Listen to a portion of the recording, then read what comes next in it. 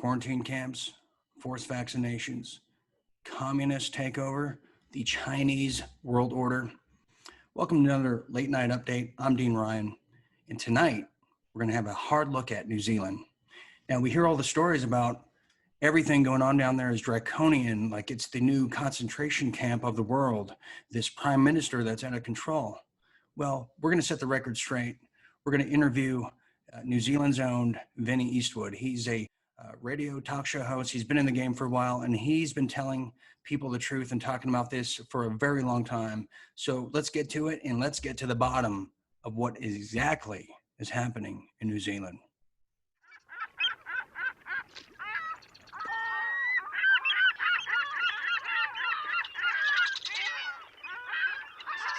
What is the deal here in New Zealand? Because all eyes around the world have been watching your country and just the draconian things that have been happening down below. So, I mean, you're the best guy to ask about it.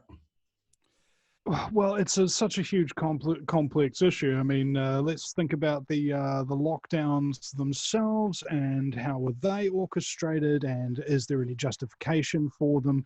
And according to the leading sources like the WHO, the coronavirus, if you've got it and you're asymptomatic, you can't infect people. The coronavirus, if you wear a mask, it can't protect you from it. The coronavirus, if you take a vaccine, the vaccine won't help you with it either. And lockdowns don't save lives. In fact, they just destroy economies, which takes lives in other ways, like suicide, for example. Suicide statistics are not currently available, and that's something that we need to really ask serious questions about. In fact, almost everything that the government is doing in terms of lockdowns is highly questionable. We're talking about common sense, you're talking about logic. Clearly, that is something that your prime minister down there in New Zealand, Jacinda, seems to not recognize the basic natural law of the humanity, which is to not harm others, free will. And she's talking about, number one, delaying election, forcing quarantine camps, pushing the vaccine agenda and schedule ahead while posing with all these Hollywood elites on red carpets that are now moving to New Zealand. What is her deal? Well, let's think about Jacinda's deal for a moment. And if you had to really cauterize the wound, I don't know exactly how to express this, but when I look at her, I call her Jizzy, Jacinda Ardern, Jizzy for short. When I have Jizzy in my face, it just feels wrong, all right? I just don't like the sensation. It makes me feel icky. It makes me feel used. It makes me feel like I've just been played with and thrown away. That's what I see every day when I walk around and see these billboards with Jizzy in my face. It's just absolutely horrific. And the population loves her to death. They love having Jizzy in their face, and they can't get enough of it. Just more Jizzy, more Jizzy, more Jizzy. And I can't tolerate this kind of huge heaping arc of Jizzy in my face. I can't believe how terrible it makes me feel. I have a gag reflex. I can't help it. I can't help it, man. It just drives me nuts. And the fact that people can't see it, it drives me even crazier. Yeah, that is a very unique prime minister, to say the least. Now, New Zealand is so rich with culture. The Maori culture has been just seen all over the world. The chants and the traditions they have. Now, what is the Maori culture or community rather? What is their take on this lockdown? Because I know a lot of them do reside in Auckland, the capital of the country. What is kind of their take on this Jacinda lockdown, the quarantine camps? Are they going along with it? Because I know they're a very tough culture. Well, it's weird because it's sort of like how they say autism's a spectrum. So that way you don't actually have to give it a definition and then everybody's on it. It's kind of like that when it comes to Māori sovereignty and radical beliefs and things of that nature in this country. So there's what would you would call the brown elite, right? The business brown table, so to speak. And this is as opposed to the Hewlett's wealth management, corporate financing type side of New Zealand called Fay Rich White Investments. So what you've got is you've got essentially a large proportion of people who don't really take any side, who aren't aware of anything that's going on really to a large degree. And then you have a secretive, very wealthy group trying to push things in one direction. And then you have a very open, very well, usually not very terribly well-financed group on the other side that are actually trying to advocate for freedom. And so that's what we've got here in New Zealand at the moment. We've got some radicals who have come out and attempting to block entrances into parts of the North Island, north of Auckland, with their own blockades to protect their own communities from COVID-19. There are a lot of people who are kind of almost to the point where they're up in arms. And there's a lot of talk, and there has been for a very, very long time in this country about armed resistance. However, we don't see that really getting traction so much at the moment. But in Māori culture, at least the elders that I've spoken to and have invited me to the Temple of the Four Winds down in Te Kuiti. I'm the only journalist in New Zealand history to actually be invited down there, Māori or not. They said that what they do, they don't do for themselves. They don't do it for their children. They don't even do it for their grandchildren. They fight for freedom because it is for the generations down the track that don't have a say right now, that aren't around to make any choices right now. That's why they fight for freedom.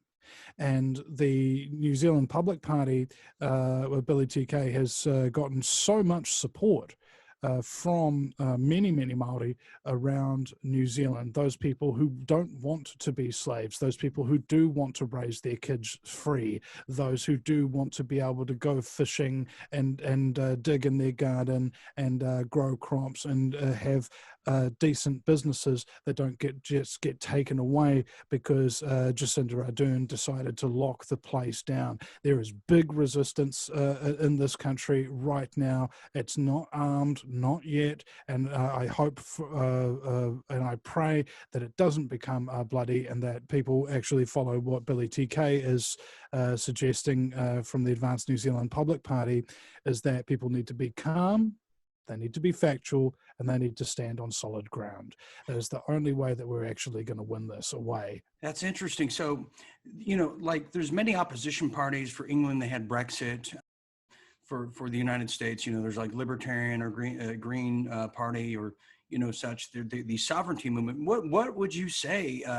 Maybe educate our audience or share with us, what is the actual opposition party in New Zealand, if any? Because I can't imagine this Jacinda just having carte blanche with what she wants, delaying elections, just doing whatever she's told to by her, her masters, whoever they may be. Is there an opposition party like you're describing here exactly? And that is the Advanced New Zealand and New Zealand Public Party. They have joined forces, and they're a very, very young party. They've only actually emerged on the scene less than 3 months ago. So they have now got more Facebook following than any other party in the country, including Jacinda Ardern's Labour Party, who have a media monopoly right now while the country's in lockdown, and they're forcing the media to allow them to give their updates and things of that nature at all times. And at the moment, there are a number of parties in Parliament. There is, of course, Jizzy's Labour Party, whose environment policy and all policies are Agenda 21. There is the opposition. There is the National Party, whose environment policy and all policies are Agenda 21. Joining the government themselves is a coalition between New Zealand First Party, whose policies are Agenda 21 for everything, and the Greens Party, whose policy is Agenda 21 for everything. And back on the opposition side of the house, you have the ACT Party as well, whose policy is Agenda 21 for everything. Now, of course, they don't come out and say it's Agenda 21 for everything. But if you look at the documents and you read between the lines, it is Agenda 21 for everything.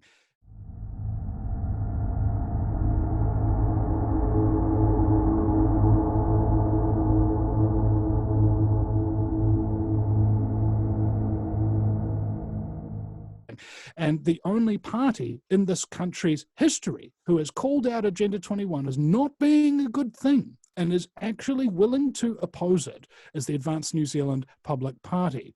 The communists have infiltrated our government. We have proof that they have bribed both sides of the House. And the only party that is talking about the communist infiltration and corruption of the New Zealand political system and its interference is Advanced New Zealand Party. Let me just cut in here because you're describing something I have noticed throughout a lot of this takeover, such as Australia. When you say communists, to me, the patient zero of this whole thing, the public enemy number one persona non grata is China. You know, I look into Australia and I see that China now owns, just for starters, all the natural water reservoirs. So let me ask you, what is the Chinese influence in New Zealand? Is it a complete takeover? Because I know you're describing communists, but you know, the communists today, there's these big corporate backers behind it. So it's this corporate conglomerate. And every time I look into it, it is, you know, it's Xi Jinping's friends and the Chinese Communist Party is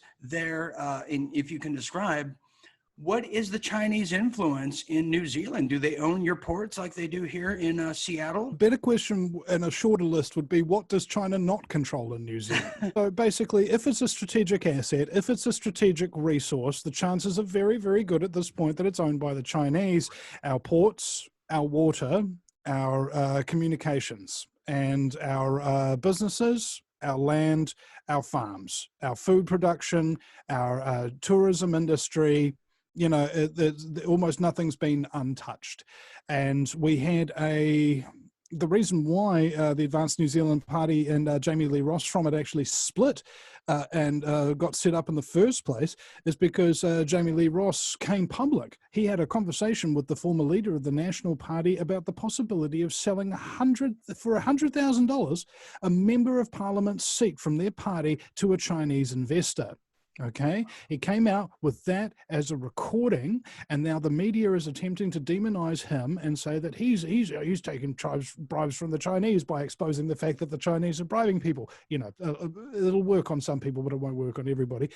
But he's also exposed the fact that both sides of the house are in fact infiltrated by this communist Chinese money. And when you look back into history, New Zealand author and journalist Ian Wishart wrote a book that I did a few episodes for the audiobook for. And in it, there is a section called The Secret War for Control, and it elucidates how China has actually done this.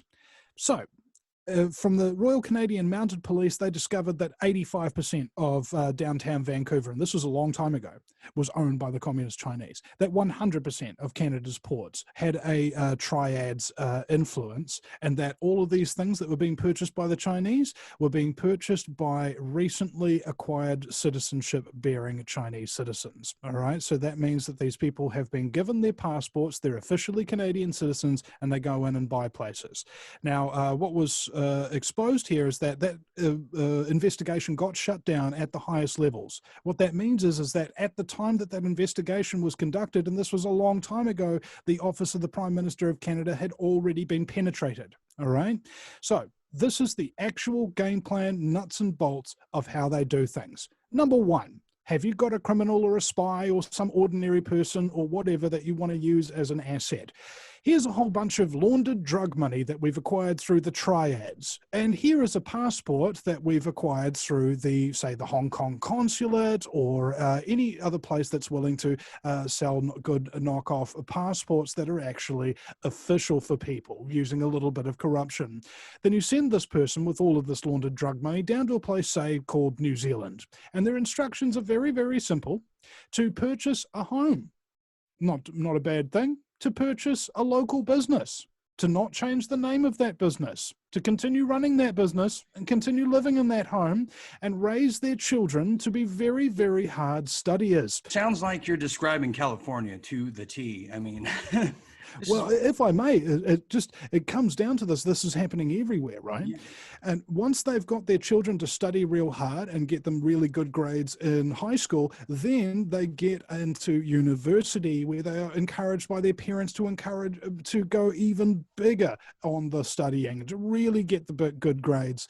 Then once they've gotten those good grades in university, they will encourage them very, very strongly to get government jobs. So let's say one time, you've got some Chinese steel that isn't up to scratch, but you want to use it to, for example, build a new freeway in Auckland. You've got somebody on the inside who can make that okay, who can make the investigations go away. You've got somebody in, for example, the National Party who used to train Chinese spies, and he was in the National Party holding a prominent position for over a decade. He never got interviewed once by New Zealand media. Only Chinese-speaking media would he speak to. Right? This is how deep the penetration has essentially gone.